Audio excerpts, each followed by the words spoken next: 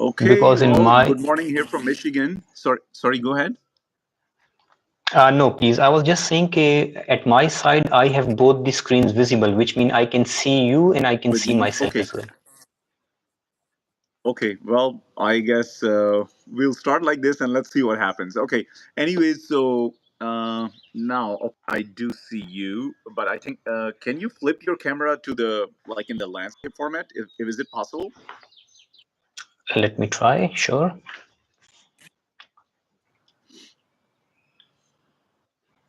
Sorry, it's just taking a bit of time, but almost there, and I have just flipped it. Let's see if it works.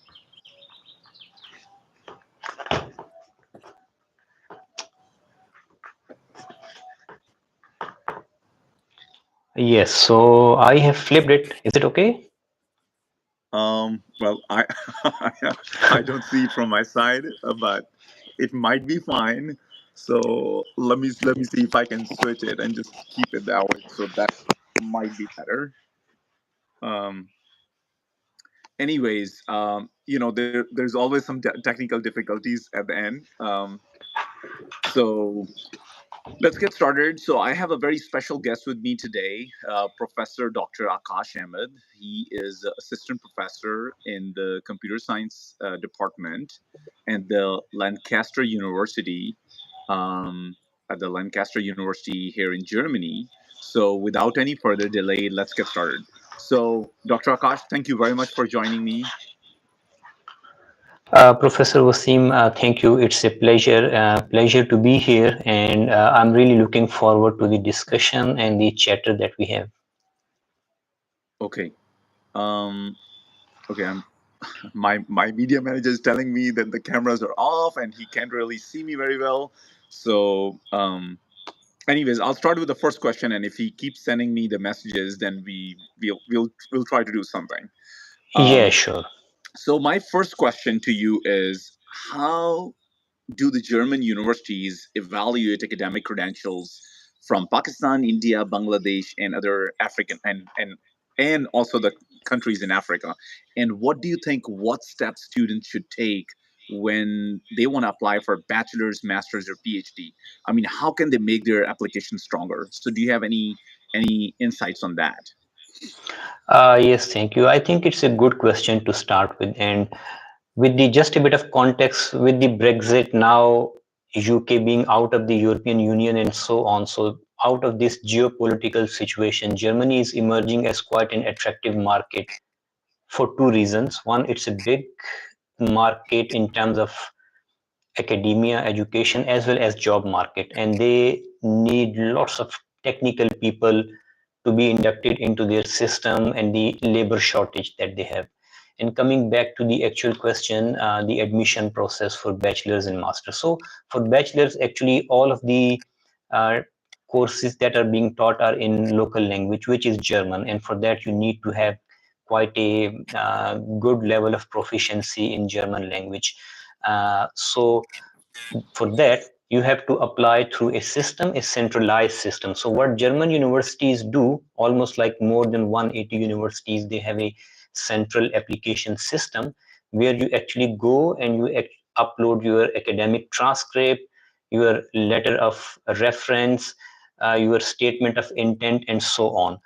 But once you go one step further, which is towards masters and PhD, which are more research intensive degrees, then there is another system which actually is used to compare your academic qualification, because beyond bachelor's at master level, you need to have those bachelor's degrees to be certified if they are comparable to a German qualification system. So there is a system which is called NABIN, which simply provides you a reference if your degree from a specific institute from anywhere in the world is recognizable, if it is comparable to a German university. So let's say, let us be specific.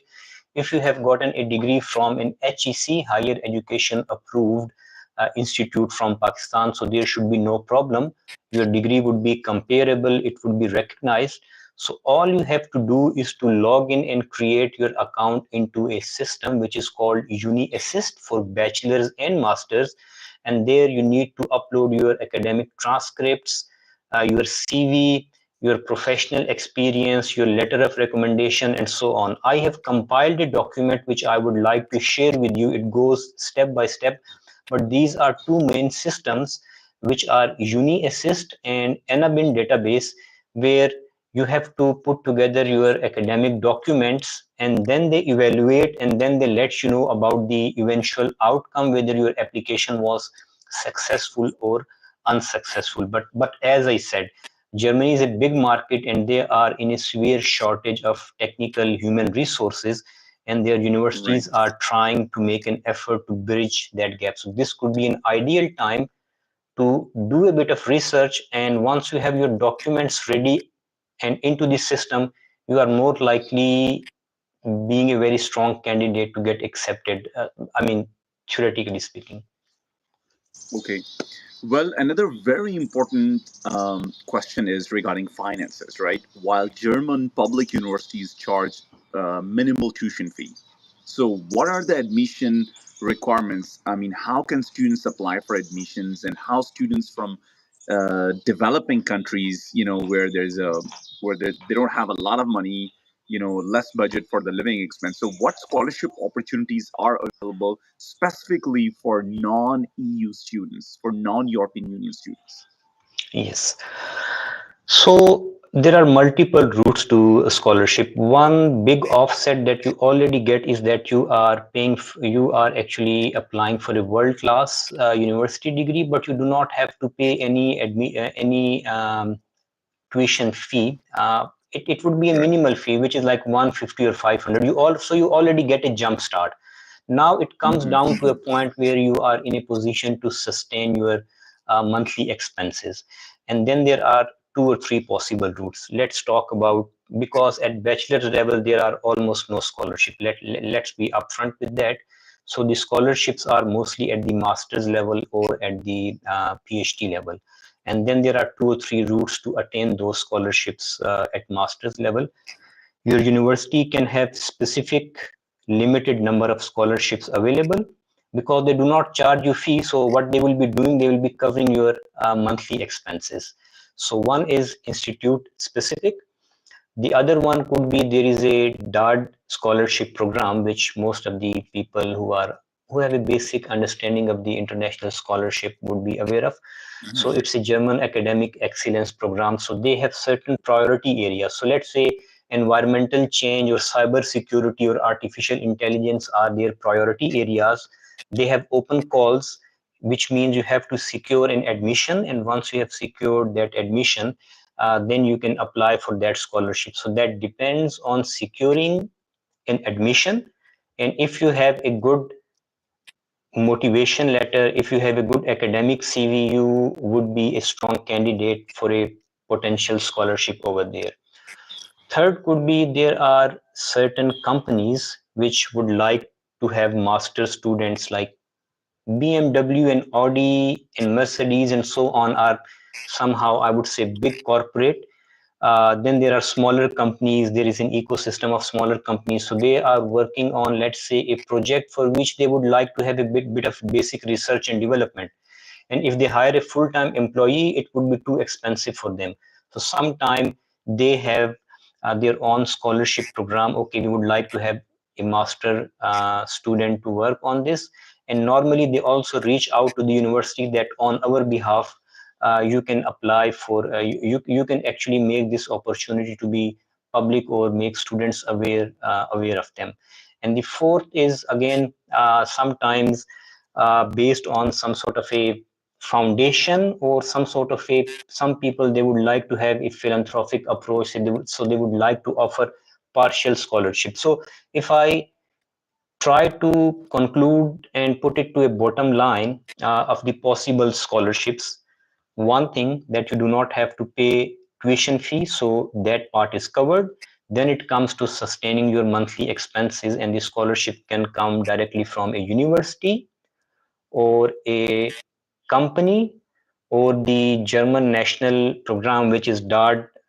So these are three or four main routes where you can avail of scholarship for masters as well. But you have to keep a keen eye on all these resources. And I mean, if you do a basic Google search, you would be able to come up with all these possibilities. It's not hard to find a scholarship, while Hmm. the real challenge is that you put together all those right documents and you are taking all the right boxes to be selected eventually for a scholarship. And for PhD, I mean, if you have obtained in admission, you will not only have no fee to pay, but you will basically be covered by a stipend or a monthly expense which would be paid by the university. So in a German system, a PhD is actually not a student, it is actually a sort of an employment. So once you are working towards your PhD, you would automatically be an employee and you'll be paid salary and expenses that will cover your cost well off, I would say. Okay, very good, very good. That's great. Now, as you just said, that some of the degree programs are completely in German language, and some might be in English language as well. So tell me, can students really succeed in the English taught programs without having any prior German knowledge? Or, in other words, how critical it is the learning the language for the post-study employment? Yes, that's a very good question, and that's one of the recurring question when people are interested in Germany. The first of all question is that how big or small is the impact of the local language? Uh, well, you are a professor on an engineering discipline, and you know the global language for engineering sciences is actually English. So, That's correct. if I have to be simpler about uh, my answer, I would say you can actually get an admission and you can be a very successful student with minimal knowledge of German, which means if you are good in English, you are all good to get an admission, you're all good to get a good degree, and you're all good to get a job as well. So your minimal knowledge of German should be no problem if specifically you are in an engineering discipline, which is mechanical engineering, electrical engineering, software, IT, and so on and so forth. Germany is a hub for engineering. It's well known, and now they are facing lots of shortage of skilled workforce as well. So if you are studying business or natural sciences, then probably language does come in. But if you are on an engineering side of things, then I think English is good enough to go. Yes, of course, if you know local language, it helps you to integrate well. It increases your chance and probabilities in maximizing the benefits. But if you are good in English, if you are pursuing, let's say, some program in masters in artificial intelligence or mechanical or electrical or chemical, you shouldn't worry about German language. Okay. So, well, now it's the start of the summer, so many students already got their acceptance into bachelor's, master's, and PhD program in German universities. So let's talk a little bit about the visa. So, what kind of documentation and what should be the proof of financial stability? A lot of students, they need to show their blocked accounts, and how this proof of financial stability are important for securing student visa from countries such as Pakistan, Bangladesh, and other Asian and African countries. Yes, I think the proof of your financial stability or financial strength is, I would say, pretty much the deciding factor in approval or disapproval of your visa. So there is a concept of block account uh, that requires you from 2025 an amount at least 11,000 plus to be in your account, and as the name suggests, it has to be blocked, which means you can only utilize that once you are in Germany, and you can take out only a specific amount at a time. So in addition to your academic excellence in terms of your grades and degrees and all that, relevance, your work experience, and then the block account. These are most fundamental component of your visa application. One of the problem, well, I mean, the best thing about a German education system, it's big. The universities are massive in the number of intake, but there is so much inflow that at least coming from Pakistan, people have to wait for 7 or 8 months to get an appointment. Once you get an appointment and Wow. your documents are in order, then it's not a big deal. It could take probably within 2 months your visa would be decided. But as far as I know, I think Italian visa is quite difficult for students from India, Bangladesh, or Pakistan, as well as the German visa, which means the requirements are not too much, but there is so much induction, so much applicants out there that you end up waiting for 7 to 8 months just to get an appointment. So the tip would be to start as early as possible, as soon as you can. Even if you have to wait for 1 year, I would say do not be discouraged, do not feel dejected out of the situation, because it's a long process, it will take time. So do your bachelor's, put together your document, even if it creates a bit of 1 year gap, try to use that to build on your expertise, maybe some sort of a part-time job or whatever. Yes, so for me, if you are qualified, if your documents are in place, the only challenge is the time duration of the visa appointment. Right, right.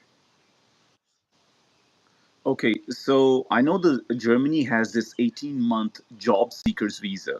So my question is, how can students leverage or Germany's 18-month job seekers visa, and which industries actively recruit international students? Do you have any thoughts on that?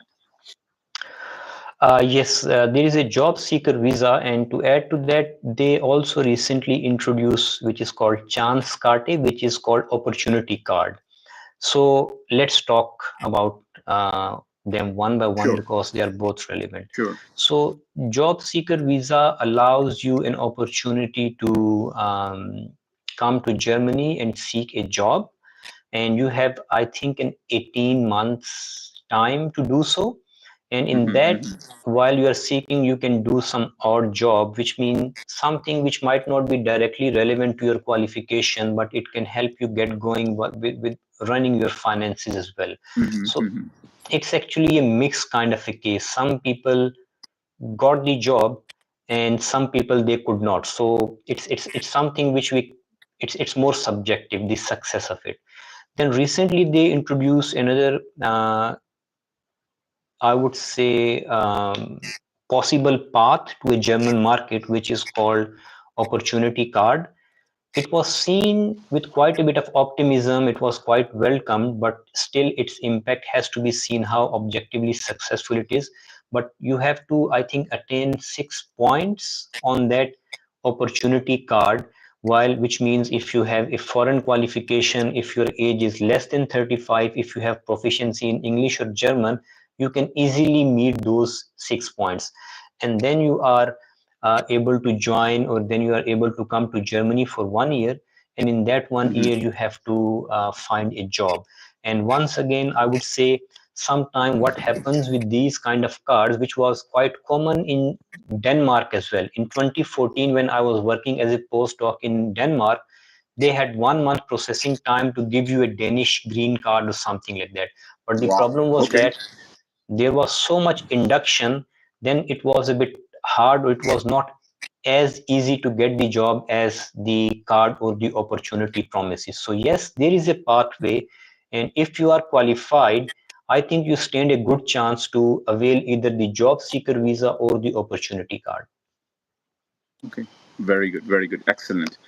Now, as a university professor, what kind of mentorship, what kind of other resources such as workshops or cultural workshops are available for international students to adapt well to the German society or to the German universities and the German culture? Yes, I think that's a very good question as well, because as a foreigner, when you are in a new culture, new environment, in addition to whatever the stress of your work as well as your education, there are many socio-cultural issues as well.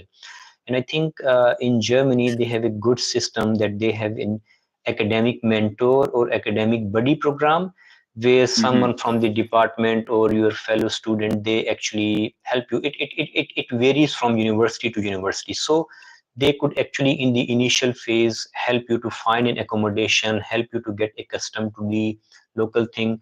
Then there are seminars and workshops on culture, on language. So many universities, they actually offer you highly subsidized or free of cost German language course as well. So then it boils down to the point that how much you are willing to integrate into a culture and society, and how fast you can learn the language, and then things starts to become easy. Because this part of Europe in winter could be quite cold, so people might feel depressed. There is less sunlight, but I think people are genuinely very helpful. And in Germany, there is this kind of impression that people are reserved and cold. Yes, they might be in the start, but if you reach out to them, if you seek help, they would be genuinely very helpful. And universities.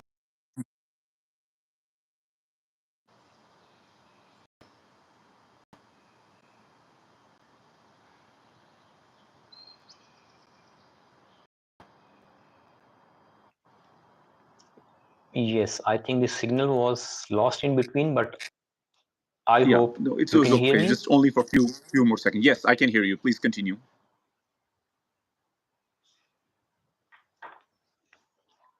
Yes, I can hear you. Please continue. Professor Wasim, can you hear me? Yes, I can hear you. Please continue. Yeah, sorry, because the signal was lost in between. Sorry. So yes, the No German problem. universities have specific initiatives which help students to integrate. And sometimes the companies they visit the campus. Sometimes there is a matchmaking event. Sometimes there is a cultural activity. Sometimes students get together to bring their food and culture and so on. So there are more than enough opportunity, and the reason is simple. Not only European foundation towards science, tech, and education is built on bringing the best talent to their countries, but also to sustain them. They would like you to stay, and for Right. that, Right. the very first thing is that they make you feel at home. Mm-hmm. Okay. Um, I know there's an extensive number of universities in Germany. There are many different programs, many different specialization, Hmm. and of course the ranking of the university is important. And of course, and then also depending on the city, I mean, like the cost of living in Munich is going to be probably a little different from living in Berlin. So how would students prioritize those factors like university ranking or program specialization or the regional costs when they are seeking admission into a German university? Do you have any thoughts on that? Yes, so Germany towards the eastern part, which means some of the cities like Leipzig or Dresden or the eastern Germany, is typically a bit cheaper in terms of cost. Western and northern Germany would be a bit expensive. And yes, I mean, sometimes these factors are correlated because socially the northern part or western part is more developed. They would have universities which are internationally highly ranked. But if you ask me, I would say, and this is a personal perspective as well. For a bachelor student, the ranking or worth or a brand value of university matters. But if you are a research student, it totally comes to the quality of your research that you are doing. So if someone is publishing while studying at Oxford in top tier journals or conferences, and if someone, let's say, is publishing in the same conferences and journal while studying or working in a Bangladeshi or a Pakistani or Indian university, it doesn't matter. So the quality of your publication, the quality of your research matters. And also the fact that in an Eastern culture where most of our student comes from, sometime the difference between a top tier university and a bottom tier university would be too high. But in a country like Germany, yes, let's say if I talk about TU Darmstadt, which is good for which have good reputation for engineering, or Technical University of Munich, they are more traditional, they are higher in ranking. Okay. But sometimes the difference, in my view, being an academic working here for 2 3 years, is not too big. So you should be looking on how closely aligned that degree program is to your qualification. So if someone is looking for, let's say, masters in artificial intelligence or machine learning, whichever university is offering that specific program, go for that rather than chasing too much higher academic ranking and so on. This is my personal view.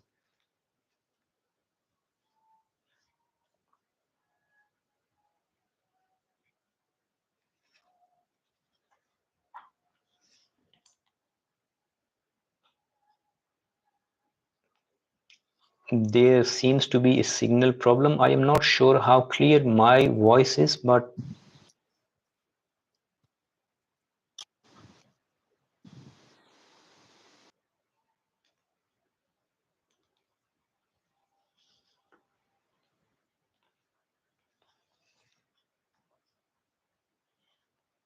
I cannot hear you. Can you hear me?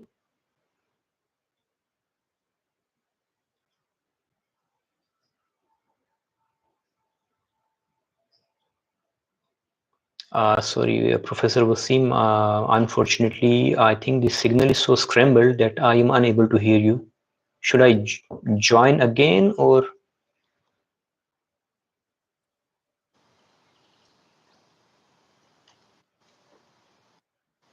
Okay, so my next question is preparing for the Germans' research intensive curriculum. So, people from South Asia or Africa, they have a very different kind of research facilities in terms of labs and the professors and funding and so on. And it's very different from what the research is taking place in Germany. Especially, we have seen this thing in before and during the COVID. So, what would you say? How does the teaching style in German universities differ from the South Asian or African institutions, and what are the skills? What are the essential skills for the success? Yes, that's a very good question, actually. I think the very first or fundamental pillar of a good research or the kind of academic system is that it's a very forward thinking system, which means the supervisor would not be like a godfather that his words are final and he will take or he will hold your hand and take you through the path or through the journey. Your supervisor would be more like an advisor. You discuss with them, you share with them, and sometime I have seen some of my German colleagues or friends, and if their supervisor would be sharing too much information, they might not appreciate because they are more forward thinking in a way, which means this is a problem that we have to work out, we have to research, and we have to move forward, and we should have minimal reliance on other. As much as, of course, you share knowledge, you have a collective wisdom, you gather all these points. So the very first thing is that you need to take the ownership of your PhD or the problem that you are trying to solve, and you have to take it further. The role of supervisor would be more like an advisor. uh, Besides that, the second point, I would say, this is a personal opinion or personal perspective as well. I have seen across these European universities, they are quite full of very talented students from Pakistan, India, Bangladesh, Sri Lanka, and so on, because people are more keen to study engineering. While in a European context, people would be a bit more towards what inspires them, let's say liberal arts or movies or theater and so on and so forth. So I think the European university overall and German universities really appreciate the quality of graduates that come from the eastern part of the world, because they are more like mathematically problem oriented. In a German university, a typical graduate might be studying technology and business and so on, which is an integration of technology plus the business side as well. So Right. I think what is my experience also being an international student, at some point our students who have good academic qualification are more than equipped. They are well prepared to take up these uh, research position. And then once you are here, two things are important. You really need to take ownership, and you need to develop good work ethics, which means someday your motivation might be right at the top and next day it falls off. It would be not so much use. It would not be of too much use. But if you have a sustained approach, you have work ethics, you are disciplined, I think you are highly likely to succeed in a research oriented culture where research and performance is incentivized. Very, very good. Excellent. So, I know you are teaching in Germany in the Lancaster University, which is a British university. So Yes. somehow that is very unique and very special. So how do you look into that, and how would you tell those things to the students, or any thoughts on that? Yes, Professor Wasim, we are living in very strange times actually. Financially, there is a lot of stress, and higher education sector is feeling that stress in particular. The universities in Europe or in West would actually be like a godlike status. They can ask for any money and the money will be thrown at them. But now dynamics have changed. And specifically, when I talk about this special case, which is a UK university, which is actually being operated in Germany as a Euro campus. So it combines the best of both, which mean UK qualification system and operating in a German market. Now, UK universities, as well as you are in a US university, so you might be aware, many of them are actually approaching to different parts of the world, like Middle East, maybe some campuses in India, some in Europe, in Central Asia, and so on, because previously everyone had to go to UK or Australia or US to study. And now with these kind of a changing financial situation, now US and UK universities are going and operating in different parts of the world. This is the new business model. And this is what the Correct. UK universities are trying to do. While being in the UK, they thrive on a UK brand, which means, okay, it's a UK university, which is world class and so on. And while operating in Europe, they have the access to European Union funds. So they are trying to maximize this benefit. Okay, we are a UK university, we represent one of the oldest traditional academic system and so on. And also at the same time, they do not want to lose on to the European Union funding due to Brexit. So this is why this particular campus represents a combination of UK curricula being taught in a German context. Okay, perfect. So now, before I take the people's or like my audience questions, I Mm. have a just a quick question, maybe one or two quick questions for you. So, what problems or issues you see as a professor in international students, and and what recommendations you have for those students to avoid those those obstacles and be more successful? Yes, I think my only advice would be that because sometime you are on the other side of the equation as a professor, so you have a different perspective to the academic life. But I think if you are Dr. Ahmed, self-disciplined, can you hear me? yes, I can hear you. Can you Okay. hear me properly? Yes. Yes, yes, I can hear you very well. Yes, so I think for the incoming students, if you are in a, if you have been admitted and if you have made this far, I think you should first of all take some time to really appreciate the excellence and the effort that you have put in, because you are competing against global talent. So if you have beaten that global talent to be admitted in a university, which means the university actually recognizes your academic qualification and strength. And once you are here, the only advice I would say is that you can be a genius, you can be a brilliant, but I would say self-discipline is something which will really take you forward from there. So just focus on building your expertise, no matter how small or big, just concentrate on one thing. Sometimes students come in here, they become more interested in finding some part-time job and so on, which might be lucrative in the shorter term, but do not compromise on that. Try to build whatever expertise that you believe in, maybe an AI engineer, maybe some field in mechanical engineering. That is something which will pay you, which will give you acceleration into your professional path, I would say more than anything else. And before that, I already said work ethics is the very first thing. It's a very trust-based system. Failing an exam is not an issue, but passing an exam by unfair mean is a big issue here. So if you just keep up with these simple things, I think this system will not only appreciate, it will highly encourage you to go through your career progression. To recap, Dr. Ahmed, I know that you have studied and taught in many different countries like Pakistan, Saudi Arabia, UK, Denmark, Germany. So, and I know much more, many other countries. So, again, as an overall, I would like to give you some quick tips or some strategies for the students to get admission, get scholarship, and be successful as a successful professional. So do you have any tips for them? Yes, I think if I correlate it to my case as well, which would be more realistic. First of all, I think is that you have to have a self belief in yourself. This is something which I would like to achieve. This is what I want to do. So the very first thing or half of the battle is won once you convince your mind that you're gonna go and get and achieve something. Back in the day, in 2008, when I was a bachelor student, at that time, Professor Ataur Rahman in Higher Education Commission, and it was quite the trend that you are going outside to get a degree or a PhD degree.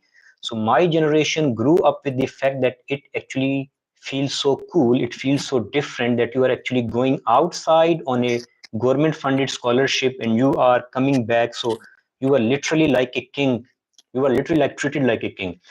But once we graduated, there was no more scholarships. Unfortunately, the economic equation was changed. But actually, in our mind, we saw our teachers and we had this kind of a convincing my fellow students at that time that we have to go out and get a foreign qualification. I do not mean that the qualification at local universities by any means are substandard. I have taught at NUST, and I can say one of the best undergraduate students that I have ever found in Denmark or Australia or Germany were actually in NUST. So I would really rate them at number one. But the thing is Wow. self-confidence. You have to make an objective goal that, okay, I would like to go and secure my admission here. This is the very first thing. And secondly, never underestimate the documentation that you have to put together. One is academic transcript, one is an academic CV, and I can recall I have been making CVs for last 10 years, but I shared with you and I was overlooking so many obvious things, and within 5 minutes you pointed out to me one, two, three, four flaws out of that in which I am working on to improve. So always try to seek a second opinion, second view, because you might be overlooking something and someone can help you fix it. So develop self belief and put together document and never be afraid of criticism. And I think rest of all that is making an effort. So sometimes the outcome matters the least, it's the effort that you make. So I applied for my first PhD scholarship. I was rejected probably 3 or 4 times, and then finally I got succeeded. So it's a game that you play where there would be lots of rejection, lots of hard decision, but you just have to keep moving on.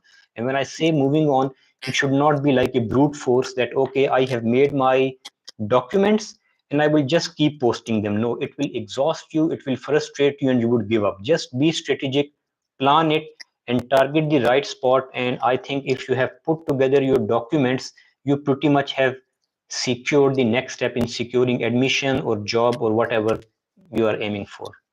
Perfect. Okay. Very, very well said. So thank you very much. Now You're I'll just welcome. move on to the audience questions. Sayyida Amna is asking, does Germany have a fall and spring intake? Like most of the US universities take like a main intake in fall, which is basically in August or September, and then they do have some Hmm. openings in spring, which is in January or February. So how does the German or other European universities intakes kind of take place?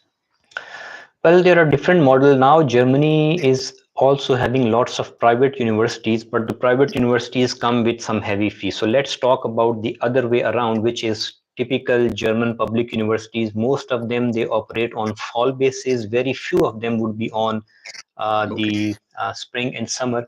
This is a short answer to the question, but as far as my understanding, most of the state funded German universities are actually aligned with the fall. So you have to apply for that.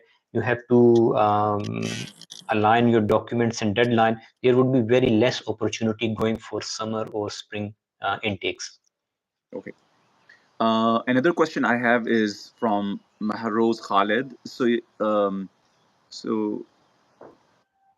he or she, I apologize, as asking, what are the possible ways to avoid block account requirement for a master's degree? So is there any way you can avoid block account? I am not sure. I'm just simply reading a question. Yes, I think the only way is that if you have secured a scholarship, then of course you do not have to have personal finances arranged for you, which means the university will provide you a letter or the company, like in at Lancaster University Leipzig. Last year there were, I think, one or two scholarship in cyber security by a company.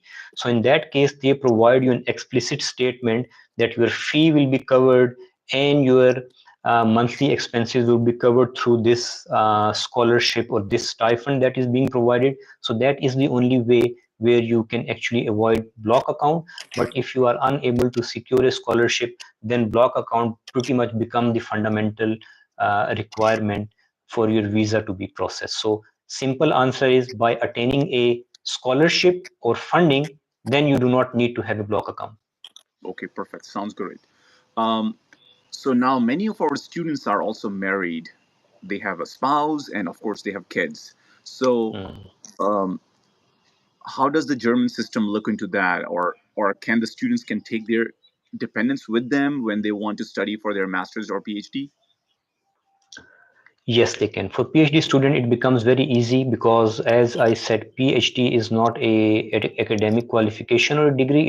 It's considered as an employment. So things are much simpler. For the students, theoretically, yes, but then you have to have so many documentation and requirements that you have to fulfill. So, yes, if you have a legal status to stay in Germany, whether you are a student or you are a professional, you can bring your family together. But I would say it really depends on your financial situation. Life in Germany could be expensive, and while you are studying and while you have your family with you, then financially this could be a bit too expensive. I'm just making a general kind of a statement from that perspective. And Okay. then family reunion visa, it takes lots of time, it takes long time. So your masters might be just 2 years, but the appointment wait for a family reunion visa right now is more than 2 years. So you might apply. Germany encourages, but technically speaking, Germany is a highly bureaucratic country, which means it's a very layered kind of bureaucracy. It goes after every single document, every single stamp, so which makes the visa processing too long. There is one exception, which is the German blue card or European blue card. So, like US has a US green card, so European Union has a EU blue card. So, if you are a blue card holder, which puts you in a very specific limited category, then you can take your family with you at the time of appointment, and your spouse, they do not need to have any language requirement and so on, and you can get the visa within 1 month. Other than that, if you want to bring your family, you would have to wait for at least 2 years to get an appointment, and further 6 to 7 months for your visas to process. So practically it makes it, I would say, virtually impossible if you are pursuing your masters. After that, if you get job, then it's a different story. Okay. Again, I have another question. We'll take a couple more questions, and then I know we have taken a lot of your time, so we really No, appreciate no, that. no So worries. one of my okay, thank you very much. So one of the question here is, what is the pathway to apply for a job seekers visa? And again, are we supposed to show a bank account? Someone is writing that.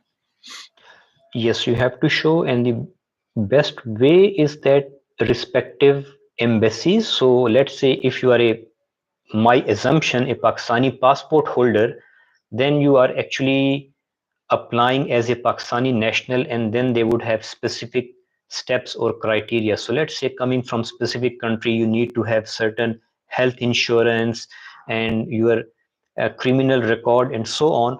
But yes, in case of job seeker visa, you also need to have certain financial credential to be shown, which is one way or the other a block account.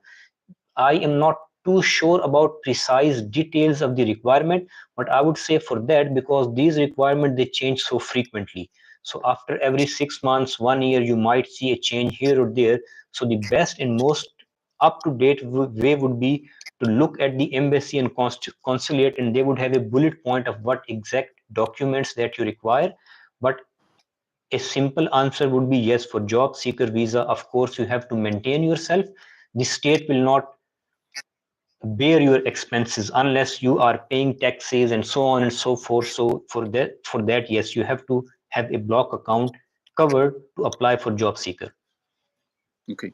Audience, if you have any questions, please go ahead and type it in. We are taking the questions at this time. Another question I have is, would you like to tell us a little bit about the academic CV and what to include in it? So please talk a little bit about CV. Yes, so they generally have a format which is Europass, which is generally recommended as well. And Europeans, I would say my colleagues, most of them I'm working with, they just like things very simpler and very straightforward. Sometimes what happens is that we fill up CVs with too much detail, which I also did when I shared with you. So Okay. sometimes the lessons that you learned is just to be precise. Start with educational qualification. Make sure if you have any highlights, any kind of a distinction, it should stand out there.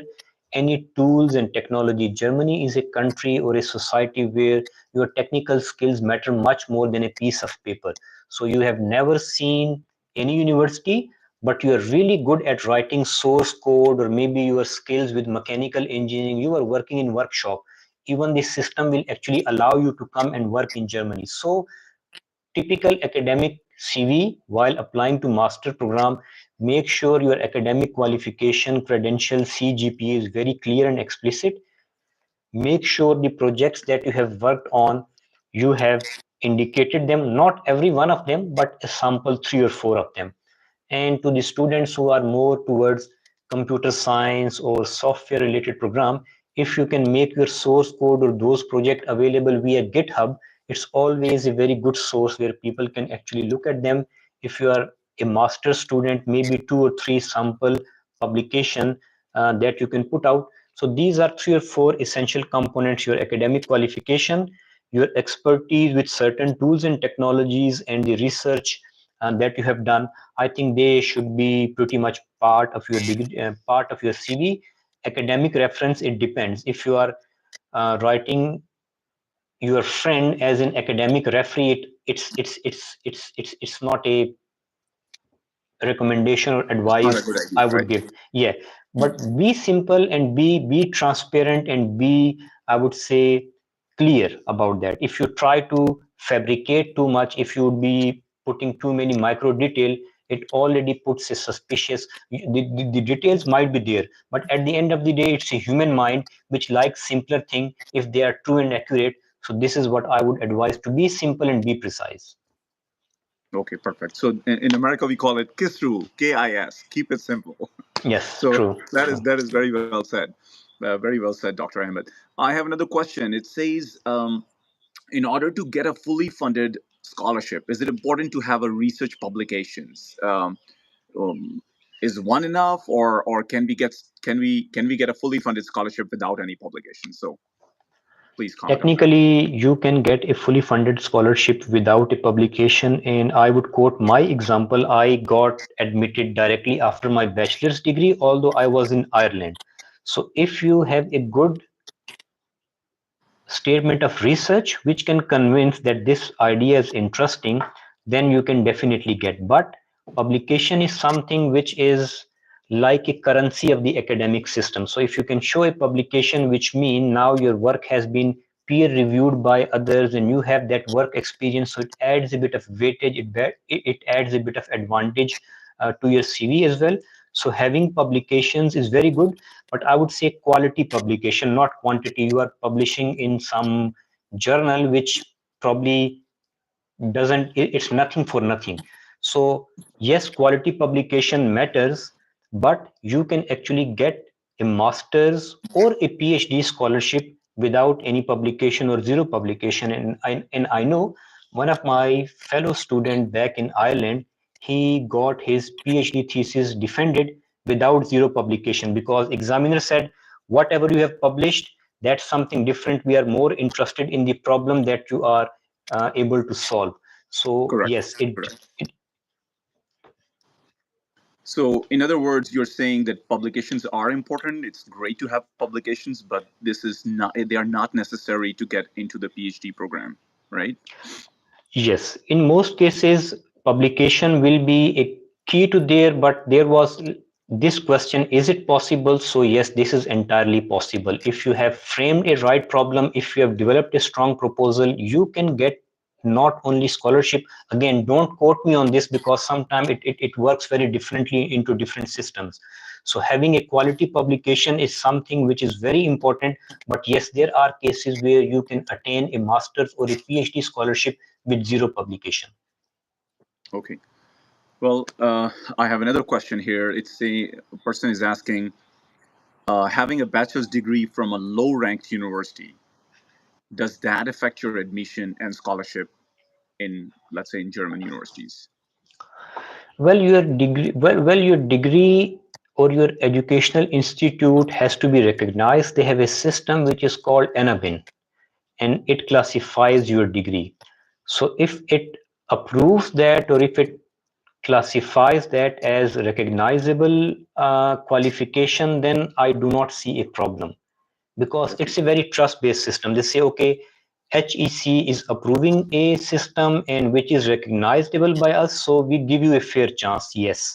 So, but if it is not recognizable, it doesn't matter. You have gotten 4 out of 4. You are a brilliant student, but if it's your institute is not recognized in the system, then you cannot do much about it. But if it is recognized, then it doesn't matter you are coming from a top tier or bottom tier, as long as you are maintaining a good GPA and your degree is actually coming from, let's say, in a Pakistani context, from an HEC approved institute. Okay. With talking about that, the next question is very relevant. It says, is there any GPA, like minimum GPA requirements to get into the German universities? And especially,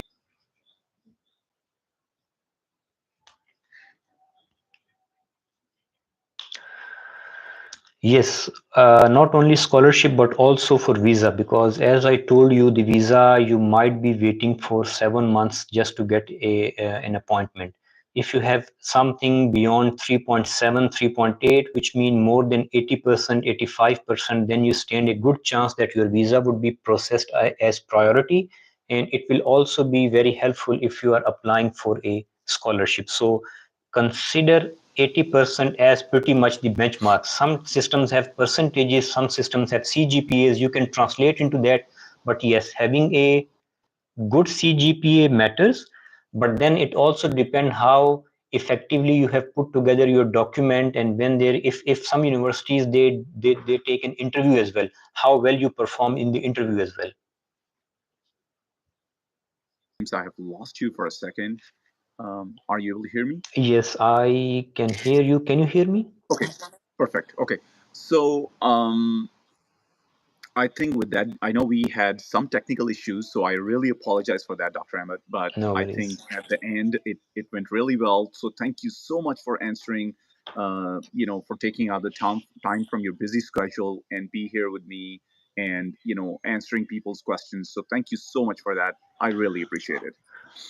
Thank you, Professor Wasim. It's a pleasure. And your background, it just seems so tempting while I'm still captured in my office and you are enjoying the life like a No, professor. But to be honest with you, it's really cold here, so I'm like literally shivering. So the last week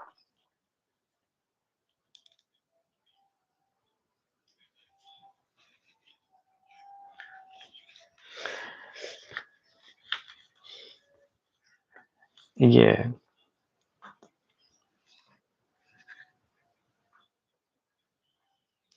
yeah. It's fantastic. And I would,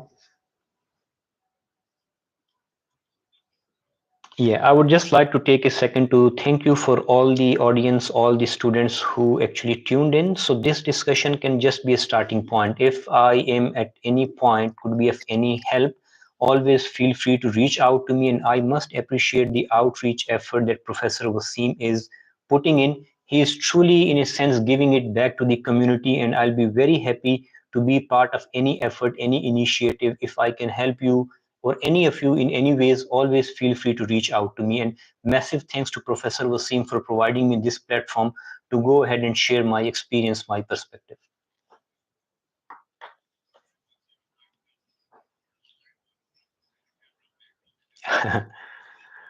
understand that, but I guess the content and our intention matters, and hopefully even with starting late and all with technical difficulties and with a crazy background and so on and so forth, I think it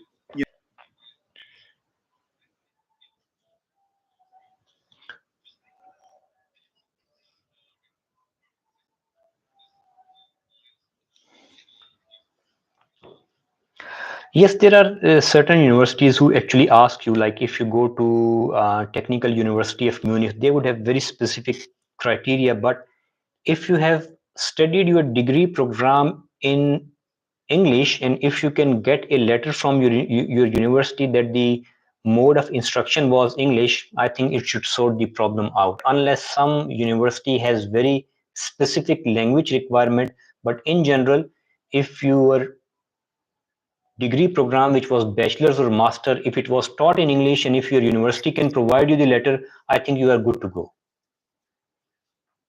Okay, perfect, perfect. I know there are many other questions. Hasnan is.